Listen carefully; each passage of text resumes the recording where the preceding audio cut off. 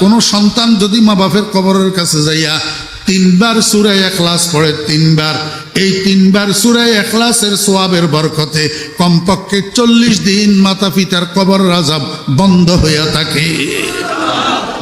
কতদিন? 40 দিন। মারে কোথায় দাফন করছেন? বাপরে কোথায় দাফন করছেন? অথচ নিজের জন্ম দেওয়া সন্তানটা যে আপনার আগে মারা গেল, সন্তান এটারে কোথায় রাখিয়ে এসছেন?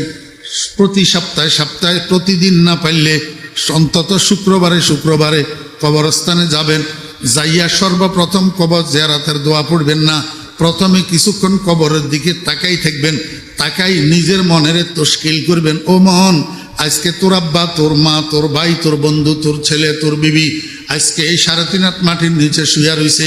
এত কাছে হওয়া সত্ত্বেও তুই কোনো খবর নিতে পারতেছিস না, সুখে আছে না দুঃখে আছে জানিস না।